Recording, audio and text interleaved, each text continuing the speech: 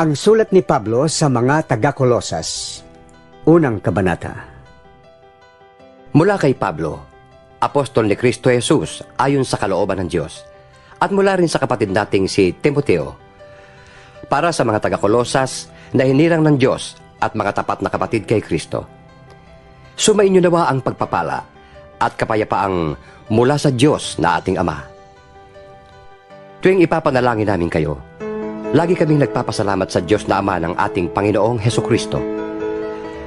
Nabalitaan namin ang inyong pananalig kay Kristo Jesus at ang inyong pag-ibig sa lahat ng hinirang ng Diyos. Dahil sa pag-asang makakamtan ninyo ang mga inihanda para sa inyo doon sa langit.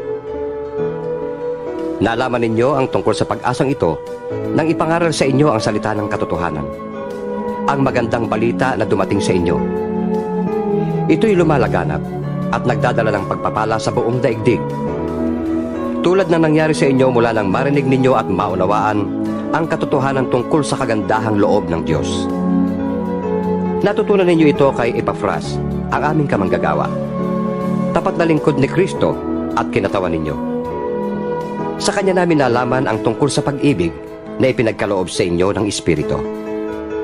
Kaya't mula nang marinig namin ito, patuloy naming idinadalangin sa Diyos na sana'y ipabatid niya sa inyo ng lubusan ang kanyang kalooban sa pamamagitan ng karunungan at pangunawang kaloob ng Espiritu. Sa gayon, makapamumuhay na kayo ng karapat-dapat at kalugod-lugod sa Panginoon. Sasagana sa lahat ng uri ng mabubuting gawa at lalawak ang inyong pagkakilala sa Diyos. Idinadalangin din naming patatagin niya kayo sa tulong ng kanyang dakilang kapangyarihan upang masaya ninyong matiis ang lahat ng bagay na may pagtitiyaga. Lagi kayong magpasalamat sa Ama sapagkat minarapat niyang makabahagi kayo sa mga pangako ng Diyos para sa mga hinirang na nasa liwanag. Iniligtas niya tayo sa kapangyarihan ng kadiliman at inilipat sa kaharian ng kanyang minamahal na anak na nagpalaya at nagdulot sa atin ng kapatawaran sa ating mga kasalanan. Si Kristo ang larawan ng Diyos na di nakikita, at siya ang may kapangyarihan sa lahat ng nilikha, sapagkat sa pamamagitan niya ay nilikha ang lahat ng nasa langit at nasa lupa, nakikita man o hindi, pati ang mga espiritual na kapangyarihan, paghahari, pamamahala at pamumuno. Ang lahat ay nilikha ng Diyos sa pamamagitan niya at para sa Kanya. Siya ang una sa lahat, at ang buong sansinukob ay nananatiling nasa kaayusan sa pamamagitan niya. Siya ang ulo ng iglesia na kanyang katawan. Siya ang simula, ang panganay na anak, ang unang nabuhay na muli upang maging pinakadakila sa lahat. Minarapat ng Diyos na ang buo niyang kalikasan ay manatili sa anak, at inibig niyang ang sandaigdigan ay makipagkasundo sa kanya sa pamamagitan ng anak. Sa pamamagitan ng dugo ng kanyang anak, nagkasundo nga ang Diyos at ang lahat ng nilikha, maging sa langit at sa lupa. Dati, kayo'y malayo sa Diyos at naging kaaway niya dahil sa inyong kasamaan. Ngunit sa pamamagitan ng pagkamatay ni Kristo, kayo ay ginawang kaibigan ng Diyos. Nang sa gayon, ay maiharap niya kayong banal, walang kapintasan at walang dungis. Subalit, kailangan ninyong manatiling tapat at matatag sa inyong pananampalataya at huwag bayaang mawala ang pag-asang dulot ng magandang balita na inyong narinig. Niloob ng Diyos na akong si Pablo ay maging tagapangaral ng magandang balitang ito na ipinahayag sa lahat ng tao sa buong daigdig. Nagagalak ako sa aking paghihirap alang-alang sa inyo, sapagkat sa pamamagitan nito'y naipagpapatuloy ko ang paghihirap na tulad ng kay Kristo na kailangan ko pang gawin para sa iglesia na kanyang katawan. Ako'y naging lingkod nito nang hirangin ako ng Diyos upang ipahayag sa inyo ang kanyang salita. Ang hiwaga na sa mahabang panahon ay inilihim sa maraming salit-saling lahi, ngunit ngayoy inihayag na sa kanyang mga hinirang. Inibig ng Diyos na ihayag sa lahat ng tao ang dakila at kamanghamanghang hiwagang ito na walang iba kundi si Kristo na nasa inyo. Siya ang ating pag-asa na tayo'y makakabahagi sa kalwalhatian ng Diyos. Yan ang dahilan kung bakit ipinapangaral namin si Kristo. Ang lahat ay aming pinapaalalahanan at tinuturuan ng may buong kaalaman upang maiharap namin sa Diyos ang bawat isa ng ganap at walang kapintasan dahil sa kanilang pakikipag-isa kay Kristo. Ito ang aking pinagsisikapang matupad sa pamamagitan ng kapangyarihang kaloob sa akin ni Kristo. Ikalawang kabanata. Ibig kong malaman ninyo kung gaano kalaki ang pagsisikap ko para sa inyo. Gayon din, para sa mga taga Laodicea at sa lahat ng hindi pa nakakakita sa akin ng personal. Ginagawa ko ito upang palakasin ang kanilang loob at upang mabuklod sila sa pag-ibig. Sa gayon, magkaroon sila ng ganap na pagkaunawa na bunga ng tunay na pagkakilala kay Kristo, na siyang hiwaga ng Diyos. Sa pamamagitan niya, nahahayag ang lahat ng karunungan at kaalaman ng Diyos. Sinasabi ko ito upang hindi kayo mailigaw ni numan sa pamamagitan ng mga pananalitang mapanghikayat. Kahit na wala ako riyan, kasama naman ninyo ako sa Espiritu. At ako'y nagagalak sa inyong maayos na pamumuhay at matibay na pananalig kay Kristo. Yamang tinanggap na ninyo si Kristo Jesus bilang Panginoon. Mamuhay kayo sa paraang karapat-dapat sa Kanya. Magpakatatag kayo at patuloy na lumago sa pagkakilala sa Kanya. Magpakatibay kayo sa pananampalatayang itinuro sa inyo at lagi kayong magpasalamat sa Diyos. Mag-ingat kayo upang hindi kayo mabihag ninuman sa pamamagitan ng walang kabuluhan at madayang turo na hindi kay Kristo nagmula, kundi sa mga tradisyon ng mga tao at sa mga alituntunin ng mundong ito. Sapagkat taglay ni Kristo sa kanyang katawang tao ang kalikasan ng Diyos. Kaya't kayo'y ganap na sa pamamagitan ng inyong pakikipag-isa sa Kanya na siyang nakakasakop sa lahat ng kapangyarihan at pamamahala. Sa pamamagitan din ni Kristo, kayo'y tinuli hindi ayon sa laman. Ang pagtutuling ginawa niya sa inyo ay ang pagwawaksi ng masasamang hilig ng laman. Sa pamamagitan ng bautismo, nalibing kayong kasama ni Kristo at muli rin kayong nabuhay na kasama niya dahil sa inyong pananalig sa kapangyarihan ng Diyos na muling bumuhay sa Kanya. Kayong dating patay dahil sa kasalanan, kayong mga hintil na hindi nasasakop ng kautusan ay binuhay ng Diyos na kasama ni Kristo. Pinatawad niya ang ating mga kasalanan at pinawalang bisa ang lahat ng kasulatan laban sa atin, pati ang mga pananagutang kaugnay nito. Pinawi niya ang lahat ng ito nang ipako siya sa krus. Sa pamamagitan ng kanyang kamatayan sa krus, nilupig niya ang mga pinuno at kapangyarihan ng sanlibutan. Ang mga ito'y parang mga bihag na kanyang ipinarada sa madla bilang katunayan ng kanyang pagtatagumpay. Kaya't huwag na kayo magpapasakop pa sa anumang alituntunin tungkol sa pagkain o inumin tungkol sa mga kapistahan, sa bagong buwan o sa araw ng pamamahinga. Ang mga ito'y larawan lamang ng mga bagay na darating. Ngunit si Kristo ang katuparan ng lahat ng ito. Huwag kayong magpapatangay sa mga nagpapakita ng maling pagpapakumbaba at sumasamba sa mga anghel. Ipinagmamalaki nilang sila na kahihigit sa inyo dahil sa kanilang mga pangitain. Ngunit ang totoo, naghihayabang lamang sila dala ng kanilang isipang makalaman. Hindi sila nagpapasakop kay Kristo na siyang ulo at may kapangyarihan sa buong katawan.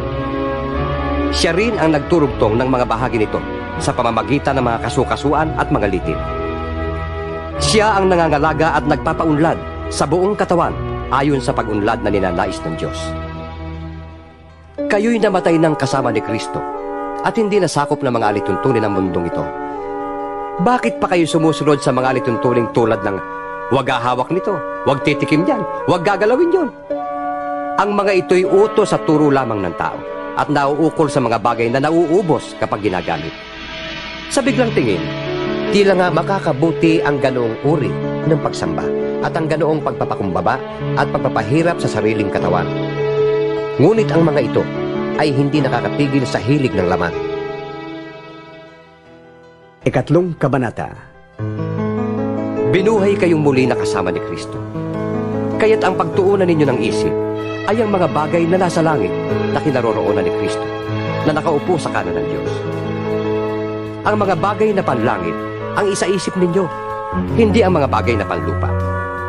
sapagkat namatay na kayo at ang inyong tunay na buhay ay natatago sa Diyos kasama ni Kristo. Si Kristo ang inyong buhay, at kapag siya'y nahayag na, mahahayag din kayong kasama niya at makakahati sa kanyang karangalan. Kaya't dapat nang mawala sa inyo ang mga pagnanasang makalaman, ang pakikiapid, kahalayan, mahalay na simbuyo ng damdamin, masasamang nasa, at ang kasakiman na isang uri ng pagsamba sa Diyos-Diyosan. Dahil sa mga ito, tatanggap ng parusa ng Diyos ang mga taong ayaw pasakop sa Kanya. Kayo ba namuhay din ayon sa mga pitang yon nang kayo'y pinaghaharian pa ng mga ito? Ngunit ngayon, itakwil na ninyo ang lahat ng galit, poot at sama ng loob. Iwasan na ninyo ang panlalait at malaswang pananalita. Huwag kayong magsisinungaling sa isa't isa. Yamang hinubad na ninyo ang dati ninyong pagkatao, pati ang mga gawa nito. Isinuot ninyo ang bagong pagkatao, na patuloy na nababago at nagiging kalarawan ng Diyos na lumikha sa inyo, upang lalo ninyo siyang makilala. Kaya't sa kalagayang ito, wala nang pagkakaiba ang Grego at ang Hudyo, ang tuli at ang dituli, ang barbaro at ang mabagis na tao, ang alipin at ang malaya. Si Kristo ang pinakamahalaga sa lahat, at siya'y nasa inyong lahat. Kaya nga, yamang kayo'y hinirang ng Diyos, minamahal niya at pinili para sa Kanya. Dapat kayong maging mahaba, mabait, mapagpakumbaba, mahinahon at mapagtiis. Magpasensya kayo sa isa't isa at magpatawad kayo kung may hinanakit kayo kanino man. Magpatawad kayo gaya ng pagpapatawad sa inyo ng Panginoon. At higit sa lahat, magmahalang kayo, sapagkat ang pag-ibig ang buklod ng ganap na pagkakaisa. Paghariin ninyo sa inyong puso ang kapayapaang kaloob ni Kristo, sapagkat yan ang dahilan kung bakit kayo tinawag sa iisang katawan. Magpasalamat kayong lagi. Ang salita ni Kristo ay hayaan ninyong lubusang manatili sa inyong puso. Turuan ninyo at paalalahanan ang isa't isa ng may buong karunungan. Buong puso kayong umawit ng mga salmo, mga himno, at mga awiting espiritual nang may pagpapasalamat sa Diyos. At anuman ang inyong sasabihin o gagawin, gawin ninyong lahat sa ngalan ng Panginoong Hesus, at sa pamamagitan niya'y magpasalamat kayo sa Diyos Ama. Mga babae, pasakop kayo sa inyong asawa, sapagkat yan ang kalooban ng Panginoon. Mga lalaki, ibigin ninyo ang inyong asawa, at huwag kayong maging malupit sa kanila. Mga anak, sundin ninyong lagi ang inyong mga magulang, sapagkat yan ang nakalulugod sa Panginoon. Mga magulang, huwag ninyong pagagalitan ng labis ang inyong mga anak, at baka masiraan sila ng loob. Mga alipin, sa lahat ng bagay ay sundin ninyo ang inyong mga amo. May nakakakita man o wala, maglingkod kayo, hindi upang kalugdan ng mga tao, kundi dahil sa kayo'y talagang tapat at may takot sa Panginoon. Ano man ang inyong ginagawa, gawin ninyo ng buong puso na parang sa Panginoon kayo naglilingkod at hindi sa tao. Sapagkat si Kristo ang Panginoong pinaglilingkuran ninyo. At alalahanin ninyong pagkakalooban kayo ng Panginoon ng gantimpalang inilaan niya para sa inyo. Ang makasalanan naman ay parurusahan niya sa kanilang kasalanan, sapagkat ang Diyos ay walang kinikilingan. Ika-4 na kabanata. Mga amo, maging mabuti kayo at makatarungan sa mga naglilingkod sa inyo. Alalahanin ninyong kayo man ay may Panginoon sa langit. Maging matyaga kayo sa pananalangin. Laging handa at nagpapasalamat sa Diyos. Idalangin din ninyong sa tulong ng Diyos ay maipangaral namin ang Kanyang salita at maipahayag ang hiwaga ni Kristo ang sanhi ng pagkakabilanggo ko ngayon. Ipanalangin ninyong maipahayag ko ito ng buong linaw, gaya ng nararapat. Maging matalino kayo sa pakikitungo sa mga hindi nananampalataya at samantalahin ninyo ang bawat pagkakataon. Sikapin ninyong laging maging kaaya-aya at kapakipakinabang ang inyong pananalita sa kanila. At matuto kayong sumagot ng tama sa sino mang nagtatanong. Si Tikiko ang magbabalita sa inyo tungkol sa kalagayan ko rito. Siya ay minamahal naming kapatid, tapat na lingkod at kamanggagawa sa Panginoon. Pinapunta ko siya riyan para malaman ninyo ang aming kalagayan. Nang sa gayon, ay lumakas ang inyong loob. Kasama niya ang tapat at minamahal nating kapatid na si Onesimo, na kasamahan ninyo. Sila ang magbabalita sa inyo ng lahat ng nangyari dito. Kinukumusta kayo ni Aristarco, na bilanggo rin kasama ko, at ni Marcos na pinsan ni Bernabe. Meron ng bilin sa inyo tungkol kay Marcos, na malugod nyo siyang tanggapin pagdating niya riyan. Kinukumusta rin kayo ni Jesus, na kilala rin sa pangalang Husto. Silang tatlo lamang ang mga Kristiyanong Hudyo rito, na kasama ko sa pangangaral tungkol sa pag-ahari ng Diyos. At sila'y malaking tulong sa akin. Kinukumusta rin kayo ng kababayan ninyong si Epapras, na lingkod ni Kristo Jesus. Lagi niyang idinadalangin ng buong taimtim na kayo'y maging matatag, ganap at lubos na masunurin sa kalooban ng Diyos. Saksi ako sa pagsisikap niya para sa inyo at sa mga nasa Laodicea at Hierapolis. Ipinapakumusta rin kayo ni Demas at ng minamahal nating manggagamot na si Lucas. Ikumusta ninyo ako sa mga kapatid sa Laodicea, gayon din kay Ninfas at sa iglesyang nagtitipon sa kanyang bahay. Pagkabasa ninyo ng sulat na ito, ipabasa rin ninyo sa iglesia sa Laodicea. Basahin din ninyo ang sulat kong manggagaling doon. At ipakisabi ninyo kay Arquipo na ipagpatuloy ang gawaing tinanggap niya sa Panginoon. Akong si Pablo ang siyang sumulat ng pagbating ito. Huwag niyo sanang kalilimutan na ako'y nakabilanggo. Naway sumainyo ang pagpapala ng Diyos.